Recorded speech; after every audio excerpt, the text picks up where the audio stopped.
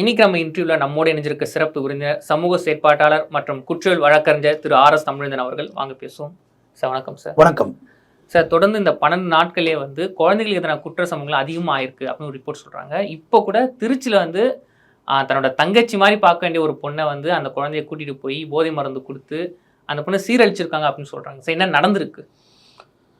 Trichy Gandhi market police தான் அந்த வழக்கு பதிவு பண்ணியிருக்கிறாங்க. மாரி செல்வம் 43 வயசு, சிவகங்கையை சேர்ந்தவர், ஒரு கார் டிரைவர். இவருக்கு திருச்சியில் ஒரு ஃப்ரெண்டு ஆதிரா என்கின்ற ஆதித்தமிழன், அவங்க ஒரு திருநங்கை. அவங்க தான் நண்பன் தோழியாக இருந்திருக்காங்க. தோழி தானே, திருநங்கை தோழி இருந்திருக்கிறாங்க. அவங்க என்ன பண்ணுறாங்க, அந்த ஆதிராவை பார்க்குறதுக்கு, ஆதிரா அலைஸ் ஆதித்தமிழனை பார்க்குறதுக்கு மாரி செல்வம் திருச்சிக்கு காரில் வந்திருக்காரு. ஒரு வாடகை கார் வச்சு ஓட்டுறவர். வந்தப்போ அதாவது திருச்சி கல்மந்தை காலனியில் மதியானம் போல் வீட்டுக்கு வந்திருக்காரு. அப்போ அந்த ஆதிரா திருநங்கை இருக்காங்கல்ல, அவங்களோட தங்கச்சி, அவங்க ஒரு 14 வயசு பொண்ணு வீட்டில் இருந்திருக்காங்க. இவர் அடிக்கடி போய் வந்திருப்பார் போல இருக்கு. இல்லைன்னா அவ்வளோ க்ளோஸாக ஈவினிங் போல் ஒரு 5 o'clock 5:30 அரவுண்டு என்ன எங்கள் ஃப்ரெண்டு வீட்டுக்கு போகணும், காரில் போகலாமா, கொண்டாந்து வரீங்களான்னு கேட்டிருக்காங்க. வா போகலாம் அப்படின்னு சொல்லிட்டு 2 பேர் போயிருக்காங்க. அப்புறமா இவர் ஜூஸில் ட்ரிங்க்ஸ் கலந்து கொடுத்ததாக சொல்லப்படுது. அது குடிக்க விருப்பம் இல்லாமையும் ஒரு வலுக்கட்டாயமாக குடிக்க சொன்னதாகவும் தகவல். முதல் கட்டம். அப்புறம் ஒரு அரௌண்டு 6:30 போல் கிளம்புவோம், எனக்கு ஒரு மாதிரி கிருகிருன்னு வருது, வீட்டில் கொண்ட விடுங்க என்னைய. இல்லை இப்போ போனப்போ இல்லை பக்கத்தில் தான் சொல்லிட்டு ஒரு ஈவினிங் ஒரு 6:30 போல் கீரைக்கடை பஜார்கிட்ட அந்த பொண்ணை வண்டியிலேருந்து இறக்கி விட்டுட்டு போயிடுறாரு. அப்புறமா அந்த பொண்ணு அரை போதையில் இருந்தோன்னே சுற்றி முற்றி சொந்தக்காரவங்களாம் இருந்திருக்காங்க. அவங்களாம் பார்த்து என்ன பாப்பா என்ன ஏதுன்னு, இந்த மாதிரி மாரி செல்வம் இந்த மாதிரி ஊற்றி கொடுத்துட்டான், அந்த மாதிரி ஆயிடுச்சு, இந்த மாதிரி என்ன பாலியல் சீண்டல் பண்ணிட்டான் அப்படின்னு சொல்லியிருக்காங்க. சுற்றி நிறைய பேர் இருந்தாங்க. அது சொல்லியிருக்கு அந்த பொண்ணு. அது உடனே அந்த பொண்ணை உடனே மீட்டு GH 108 போய் GHக்கு அட்மிட் பண்ணி அது ட்ரீட்மெண்ட் கொடுக்க ஆரம்பிச்சேன். உடம்புல நிறையா ரத்த காயங்கள் கிழிந்த இருக்குது. ஒரு வேளை தள்ளி விட்டுருப்பாங்களா டோரை திறந்துட்டுங்கிற மாதிரி எனக்கு யோசனை. டோரை திறந்துட்டு கிக் பண்ணியிருந்தாங்க உள்ளே இருந்துன்னு. சரி, முதல்ல மாரி செல்வம் மட்டும் தான் பண்ணானா கூட வேறு யார் இருந்தாங்களாங்கிறதையும் விசாரிக்கணும். ஏன்னா எதுக்காக வேண்டி இப்படி பண்ணணும்? ஒரு ஆக்சஸ் அவைலபிலிட்டி எப்படி கிட்ட கையில் உள்ளவங்கள கூட வெட்டி கொண்டு பண்ணுவாங்கன்னா ஆச்சரியப்படணும்ல. வேறு யார் இருந்தாங்களான்னு விசாரிக்கணும். அதோடு இல்லாமல் மறுபடியும் ஒரு கொஞ்சம் லேட்டாக அதே கல்மந்தை காலனிக்கு 7:30 மணி டைமில் போயிருக்காரு. 7:30 மணி இடத்துல மாரி செல்வம் மறு ரவுண்டு போயிருக்கா அவ்வளோ. மாரி செல்வம் போகணுன்னா அங்கே சொந்தக்காரவங்க எல்லாம் காற்று ரெடியாக இருந்திருக்காங்க. ரெடியாக இருந்தோன்னா போட்டு பொழந்து கட்டி அவருக்கு மண்டையில் தையெல்லாம் போட்டுவிட்டு அவரையும் மருத்துவமனையில் சிகிச்சைக்கு சேர்த்து இப்போ கைதும் பண்ணிட்டாங்க போலீஸு. காந்தி மார்க்கெட் போலீஸு முதற்கட்டமாக விசாரணை நடைபெற்று கொண்டு. இதுதான் first information report. Okay sir. இதெல்லாம் பார்க்கும்போது பெண் குழந்தைங்களுக்கு பாதுகாப்பு இல்லையோ, வெளியும் பாதுகாப்பு இல்லை, கூட இருக்கவங்களும் பாதுகாப்பு இல்லைன்னு ஒரு அச்சம் வருது இல்லையா? யாருக்குமே தான் பாதுகாப்பு இல்லை. ஆண் குழந்தைங்க மட்டும் என்ன அப்புறம் பொதுவாக குழந்தைகளுக்கு யாருக்குமே பாதுகாப்பு இல்லையே. இந்த சூலூரில் என்ன அப்போ அது குழந்தைக்கு அடுத்த லெவல் வருது. 18 வயசு கீழே இருந்தால் குழந்தைங்க லிஸ்ட்டில் கொண்டு வர்றோம். 1.5 வயசு குழந்தையே அடித்து கொள்கிறான் கேரளாவில். அதுக்கு தாய் உடந்த அவங்க பாட்டி இல்லைன்னா அது அப்படியே சாதாரணமாக போயிருக்கும். அவங்க பாட்டி தானே ஸ்டெப் எடுத்துருக்காங்க. நான் பெயில் எடுக்க மாட்டேன், வக்கீலும் வைக்க மாட்டேன், ஜெயிலே கிடந்த அழியட்டுன்னு அவங்க பாட்டி சொல்கிறாங்க. இப்போ உள்ள ஒன்று சொல்கிறேன். அப்போ யாரை நம்பி தான் இங்கே வாழ்கிறது? அம்மாவை நம்பியும் குழந்தை இருக்க முடியல. இப்போ பார்த்தா நெய்வேலியில் பார்த்தா தகப்பனே குழந்தை கத்த இருக்கிறான். யார் நம்பி தான் வாழ்கிறது? நம்பகத்தம். ஒரு லெஸ்பியனுக்காக வேண்டி குழந்தைய கொள்கிறாங்க கிருஷ்ணகிரி மாவட்டத்தில். லெஸ்பியன் ஓசூர் பக்கத்தில் லெஸ்பியன் தோழி சொன்னாங்களாம், நீ குழந்தை பிறந்தலேருந்து என்னை சரியாக என்னோட நட்பு பாராட்ட மாட்டேற, அந்த குழந்தைய கொண்டுட்டேன்னு சொல்லி பேட்டி கொடுக்குறாங்க. இப்போ யாருக்கிட்ட தான் நம்ம இருக்கிறது? நீங்களே சொல்லுங்கள், எங்கே தான் பாதுகாப்பாக இருக்குது? பிறக்கிறதே பெரிய மங்கையராக பிறப்பதற்கு நல்ல மாதவம் செய்திட வேண்டுமம்மா அப்படின்னா பிறக்கே வேண்டாமோ யாருமோ அப்படின்ற மாதிரி இருக்குது. நாளுக்கு நாள் நடக்கிற அஃபென்ஸை பார்க்கல தம்பி. எனக்கு ரொம்ப நாள் ஒரு டவுட் உண்டு. நரகத்துக்கு போயிடுவேன்னு சொல்லுவாங்க தெரியுமா? நீ செத்தா பாரு நரகத்துக்கு போவேன்னு. இன்னொரு கிரகத்தின் நரகமே இந்த பூமின்னு நான் நினைக்கிறேன். இன்னொரு கிரகம் இருந்திருக்கும் எங்கேயோ, நம்ம அங்கே எல்லாம் இருந்திருப்போம்.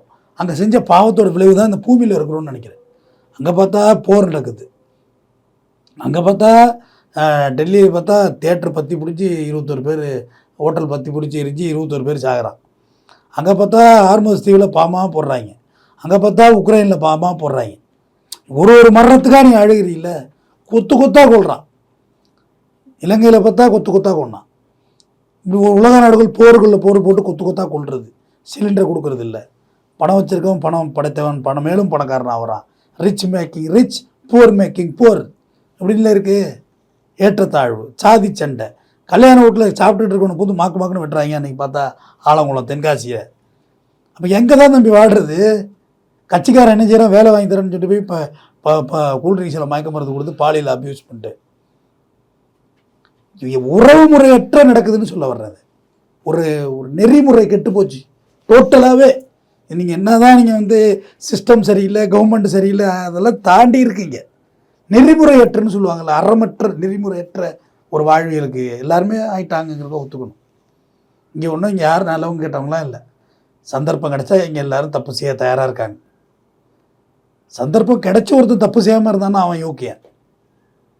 எனக்கு எல்லா வாய்ப்பும் இருக்குது இந்த இடத்துல தப்பு செய்ய, என்னை யாரும் கேட்க போகிறது இல்லை. ஆனால் நான் தப்பு செய்யலைன்னு ஒருத்தன் சொல்கிறான்ல, அவன் பரம யோக்கியன்.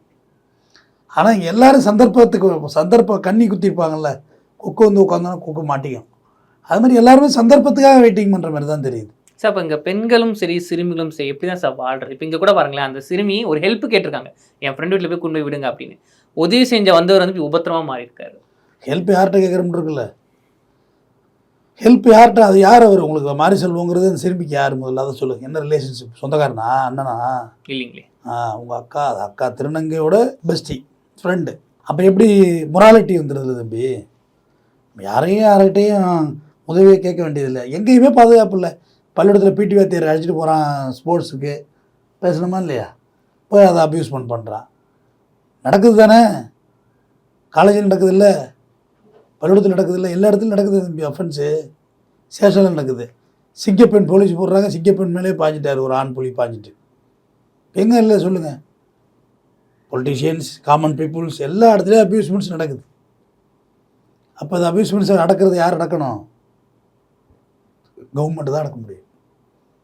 நீ நானும் பேசி என்ன போகுது? வருத்தம் தான் பண்ணலாம். அப்போ இன்னும் சட்டங்கள் கடுமையாகணும்.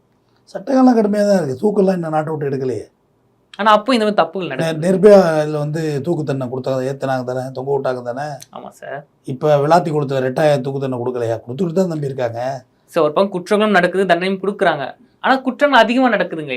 அதுதான் தம்பி சொல்கிறேன். டோட்டலாக மொராலிட்டி ஆகிப்போச்சு, சமுதாயம் கொலாப்ஸ் ஆகிப்போச்சு.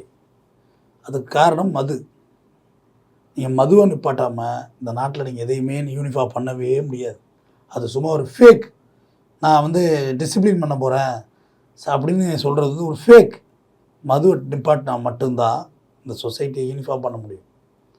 போதையை வச்சுட்டு இப்போ பிரச்சனையே போதை தானே. போதையை வச்சுட்டு நீங்கள் அதை சரி பண்ண போகிற பாக்கி எல்லாத்தையும் சிஸ்டத்துனா நம்மளை விட கோமாளி யாருமே இல்லை. போதையை ஒழிச்சாதான் கடையை சாராய கடையை சாத்து, அப்புறம் பார்ப்போம் குற்றம் எப்படி நடக்குதுன்னு. தொலைச்சி கட்டுருவோம். அப்புறம் தம்பி இங்கே ஒருத்தர் ரோட்டில் பிளாட் ஆகி கிடக்கிறானா, அவன் கஞ்சா போதையில் கிடக்கிறானா, சாராய போதையில் கிடக்கிறானா, மாத்திரை போதையில் கிடக்கிறானா, இல்லை மெத்து போட்டிருக்கானா, கொக்கைன் போட்டிருக்கானா, இல்லை ஆல்கஹால் டாஸ்மார்க்கில் குடிச்சிருக்கானான்னு தெரியல. நம்ம 19 ரூபா டாஸ்மார்க்கில் குடிச்சிருக்கான்னு சொல்லிட்டு போயிடுறோம். இந்த வெயிலில் மயக்கத்தில் கிடக்கிறானா, அவன் ஒன்னாட்டில் எதுவுமே நமக்கு தெரியல போயிட்டு இருக்கோம். ஆனால் ட்ரிங்க்ஸ் இல்லைனா ஏன் படுத்திருக்காங்கன்னு கேள்வி கேட்போமா இல்லையா? கண்டிப்பாக. போலீஸ் தம்பி எழும்பு தம்பி, எதுக்கடா படுத்துருக்க, என்னடா அது உளறான்னு வச்சுக்க, பண்ண வண்டியில் ஏற்றுறா, உன்னை ஜிஹெச் கொண்டு போய் பிளட் டெஸ்ட் பண்ணு, என்ன குடிச்சிருக்கான்னு பாரு, ஏதோ உனக்கு சரக்கு அங்கே பிளாக்ல உனக்கு இங்கே பிளாக்ல உனக்கு கைது பண்ணிடலாம்ல. கவர்மெண்ட் நினச்சதுன்னா 30 நாளில் தம்பி, 30 நாள் இல்லை 3 மணி நேரத்தில் நாட்டை டைட் பண்ணிவிடலாம். 3 ஹவர்ஸில் கண்ட்ரோலில் கொண்டு வரலாம். ஏன் ஒரே நாளில் ஊரை சாத்துனப்போ ஊரை சாத்தலையா? நீங்கள் ஊரடங்கு போடலையா? சாத்துனீங்களா இல்லையா? சாத்துறாங்க சார். 144 தடை போட்டாங்களா இல்லையா? மெரினாவுக்கு 144 போட்டீங்க, கடற்கரைக்கே 144 போட்டு ஊர். நம்ம ஊர் சிஸ்டம் கையில் எடுக்கணும். சும்மா கண் துடைப்புக்கு எல்லாம் செஞ்சுக்கிட்டு இருந்தாலும் வேலையாகாது சார். இப்போ இங்கே கவர்மெண்ட் தனி பேரண்ட்ஸ்க்கு ஒரு பொறுப்பு இருக்குல்ல சார். இப்போ இங்கே கூட அந்த சிறுமி என்ன சொல்லி ஃப்ரெண்டாக பார்க்கணும் போய்க்கணும்னு சொல்லுங்க, 1 மணி நேரம் கழிச்சு தான் அந்த கார்டு கீழே இறக்கி விடாரு. அப்போ அந்த 1 மணி நேரம் நம்ம பேரண்ட்ஸ் வந்து கேட்கலையே, என்ன 1 மணி நேரம் ஆயிடுச்சு ஃப்ரெண்டு வீட்டுக்கு போகிறேன்னு சொன்னா ஏன் அப்படின்னு. சூலூரில் பொண்ணை ரேப் பண்ணி கொண்டு வர்றான். ஆனால் அவங்களோட அம்மா குடிகாரின்னு சொல்லி கிளப்பி விட்றான். இவனை என்ன செய்ய சொல்கிறீங்க? சரி, குடிகாரியாகவே இருந்தால் தான் என்ன ரேப் பண்ணி கொண்டுருவியா? எங்கள் அம்மா குடிகாரினா இவளை பொண்ணை கொண்டு போய் ரேப் பண்ணி கொண்டுருவியான்னு கேட்டேன். எப்படி கதையை ட்விஸ்ட் பண்ணுறாங்க பாருங்க. அப்போ இன்னமும் எல்லாருமே தப்பிச்சுக்கிறது தான் கதை கட்டுறாங்களே ஒழிய கிரவுண்டில் என்ன ரியாலிட்டி என்ன, இது எது நிஜம் எது உண்மை, அதை வெளில கொண்டு வரணும்ல தம்பி. ஒரு பக்கம் பார்த்தா ஃபேக் கம்ப்ளைண்ட்ஸ் போயிட்டு இருக்கு, உண்மை ஒன்று இருக்குது, கம்ப்ளைண்ட் ஒரு பக்கம் இருக்குது, எஃப்ஐஆர் ஒரு பக்கம் போயிட்டு இருக்கு. இன்னொரு பக்கம் பார்த்தா அப்யூஸ்மெண்ட் ஆனவங்களுக்கு உரிய நியாயம் கிடைக்கல. விளாத்திக்குள்ளம்லாம் போலீஸ் திணறிட்டு தம்பி பிடிக்க முடியறதுக்குள்ள படாதபடப்பட்டாங்க. கடைசியாக ஏதோ ஒரு அந்த விண்டுமில்ல உள்ள ஒரு கேமரா இருந்து சிசிடிவி இருந்து பிடிச்சாங்க. இல்லைன்னா என்ன பண்ணுறது? அண்ணா யூனிவர்சிட்டி தண்டனை 30 வருஷத்துக்கு ப்ரிவிலேஜஸ் இல்லாத தண்டனை ஞானம் செய்யறதுக்கு. பொள்ளாச்சியில் லைஃப் கொடுத்து தானே இருக்காங்க. சாத்தாங்குளம் பெண்ணிக் ஜெயராஜ் கொலைவர்களுக்கு ரெட்டை தூக்கு தண்டனை கொடுத்து தானே இருக்காங்க. தண்டனைகள்லாம் கொடுத்துக்கிட்டு தான் தம்பி இருக்காங்க. நீங்கள் அந்த சிஸ்டத்தை கண்ட்ரோல் பண்ணணும் தம்பி, சட்டம் ஒழுங்கு பண்ணணும்ல. சாராயக்கார வச்சுட்டு எங்கேருந்து ஒழுங்கு பண்ண சொல்கிறது? போலீஸ் தான் என்ன பண்ணுவாங்க? போலீஸ் என்ன பண்ணுவாங்க சொல்லுங்கள்? இந்த சந்தில் 10,000 பெனால்ட்டி போடுற சந்தில் புந்து போயிட்டுருக்காங்க. அந்த சந்தை வழி ஓடிட்டல்ல அப்படின்னு. இது ஒரு பெரிய எப்படி சொல்கிறது, 10,000 ஃபைன் போட்டுருவாங்க. நான் வீட்டுக்கிட்ட போய் குடிச்சிக்கிறேன், காசு கொடுங்கிற லெவலில் ஆகிப்போச்சு. இப்போ குடிக்காமல் வீட்டுக்கு போகிற நேரம் சொல்லலை, வீட்டுக்கிட்ட ஒரு கடை இருக்குது, இப்படி வாங்கிட்டு போயிடுற வீட்டை பார்த்துன்னு. அப்போ எதை நிறுத்தணும்? இங்கே ஒழுங்குபடுத்த மதுக்கடைகளை தான் நிப்பாட்டணும். சிக்னல் அங்கே போட்டால் தான், ரெட் லைட் போட்டால் தான் வண்டி நிற்கும். இல்லைன்னா சும்மா வண்டியை பொத்தாம்பூவா ஓட விட்டுருவேன், டிராஃபிக்கும் ஒழுங்கு பண்ணுவோன்னா முடியுமா தம்பி? எதுக்காக மேம்பாலங்கள் வந்துச்சு? அதுக்கு ரவுண்டான ஒன்று இருந்தது தெரியுமா? ரவுண்டாலாம் 4 பக்கம் ரோடு இருக்கும், சுற்றி அதில் போகணும். அதெல்லாம் சென்னையில் நீங்கள் பார்த்துருக்கீங்க, ஞாபகம் இருக்கா உங்களுக்கு? அத்திப்பாரெல்லாம் பார்த்துருக்கீங்களா ரவுண்டானா? இல்லை நாம எனக்கு ஞாபகம் இருக்குது. மாதாவரத்தில் ஒரு பெரிய ரவுண்டானா இருந்தது. எல்லாம் மேம்பாலங்கள் எதுக்கு தூக்குனாங்க? இதை வச்சு சரி பண்ண முடியாது. சிக்னல் இல்லாமல் தம்பி பெருசாக டிராஃபிக்கை சரியாயிடுமா? தானாகவே எல்லாம் சரியாக போய்ப்பாங்களா? போக மாட்டாங்க சார். அப்புறம் எது சிக்னல், ரெட் லைட் எது? சாராய கடை தூக்குடா, கடை எடுத்து சாத்து. எல்லாம் 5000 கடை தானேங்க, வேறு மாற்று வேலை கொடுங்க. ஒரு கடைக்கு 3 பேர் இருப்பாங்களா ஸ்டாஃபு, சூப்பர்வைசரோட சேர்த்து மாற்று வேலை கொடுங்க, டெம்பரரி ஸ்டாஃப் வேலை கொடுங்க. இங்கே நம்மள்கிட்ட வந்து கன்சியூம் பண்ணுறதுக்கு எந்த லிமிட்டும் கிடையாது. நம்மள்கிட்ட எதுக்குமே லிமிட்டு கிடையாதுன்னு. கறி வச்சாலும் 1 கிலோ இருந்தாலும் சாப்பிடுவாங்கன்னு சொல்கிற பெருமை பேசுகிறேன். நம்மள்கிட்ட எதுக்குமே கண்ட்ரோல் கிடையாது. சுகர் நீ 150 இருக்குன்னு சொல்லி வச்சுக்க, நான் 200 இருக்குன்னு சொல்லுவேன். இந்த அவரை கேட்டால் 400 இருக்கும் பாரு, இந்த அவரை கேட்டால் 1000 இருக்கு. எல்லாத்துலேயும் பில்டப் தானே நம்ம. எல்லாமே பெருமை பேசுகிறதுல பயங்கரமான ஆளுங்க தம்பி. நம்ம எல்லாத்துலேயும் ஹைக்கு தான். நம்ம அவர் ஃபுல் அடித்தாலும் அப்படியே இருப்பார் அப்படின்னு. அப்புறம் மெட்டபாலிசம் அழிவு ஊற்றி போச்சுன்னு அர்த்தம். உள்ள தண்ணி குடித்தா போதை வரணும், அதானே இயற்கை. குடிச்சு எதுவுமே வேலை செய்யலை உங்கள் உடம்புல என்ன? அப்போ சட்டங்கள் எவ்வளோ பண்ணியும் எதுவுமே திருத்த முடியல, சிஸ்டம் அப்படியே திருத்த முடியலன்னா அப்போ பிரச்சனை வேறு எங்கேயே இருக்குல்ல. இப்போ இன்னைக்கு கேட்ட கேள்வி பதில், தண்டனைகள் கடுமையாக தான் இருக்குது. ஆனால் இது எதுவுமே குறைக்க முடியல. குற்றத்தைனா என்ன செய்யணும்? குற்றத்துக்கான ஆரம்ப புள்ளியை போய் வேற இருக்கணும். வேற இருக்கிறதுனா சாராயத்தை அறுக்காம வேற இருக்கவே முடியாது. தொடர்ந்து பேசுவோம். நன்றி சார்.